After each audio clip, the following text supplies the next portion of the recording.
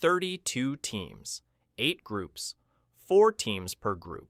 You play 3 games, top 2 advance, simple enough. But here's where people stop paying attention, and they really shouldn't. Once the group stage ends, the bracket locks in. The winner of Group A plays the runner-up of Group B. The winner of Group B plays the runner-up of Group A, and so on across all 8 groups. The bracket is preset. It doesn't reseed based on who looked best. It just follows the map. That means where you finish in your group determines your entire side of the bracket, not just your first knockout opponent, your potential quarterfinal, your potential semifinal, the whole thing. In theory, every team has an equal shot. In practice, some teams drew a group of paper tigers and are coasting into the best half of the draw. Second, what actually makes a path easy? 3 things. The strength of your group opponents, where you finish in that group, and who's on your side of the bracket in the knockout rounds. Think of it like this. Imagine you're in a tennis tournament. You want to be on the opposite side of the draw from the world number 1. You want your toughest possible match to be the final, not the quarterfinal. The World Cup works the same way.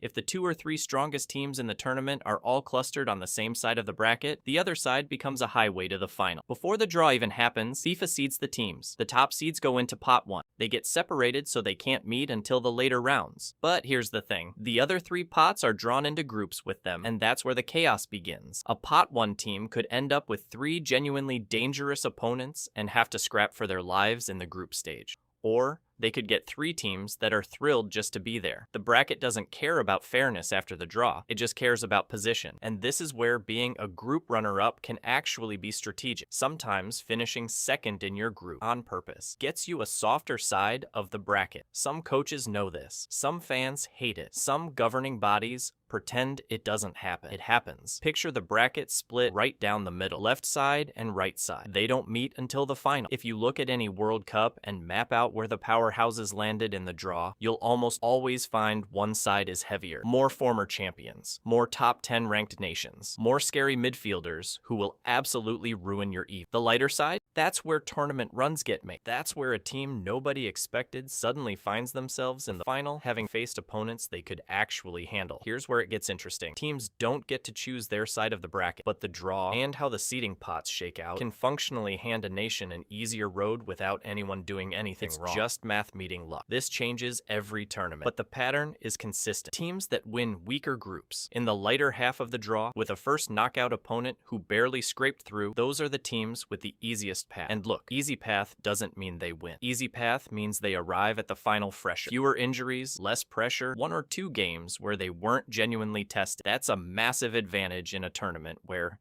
every match takes something out. The team with the hardest path can absolutely win. They've done it, but they're running uphill while the other finalists took the escalator. So back to where we started. Not every team is playing the same World Cup. The bracket is preset, the seeding shapes it, and luck, pure, chaotic, FIFA-sanctioned luck, decides who gets the highway and who gets the mountain road. The core idea is this. Winning the World Cup isn't just about being the best team. It's about being the best team on your side of the bracket, which leaves one question worth sitting with. If your team made the final and their path was significantly easier than the opponents, does that asterisk their achievement, or does navigating the draw well count as part of the game? Drop your answer below, and if you want more videos that actually explain how this stuff works, you know what to do.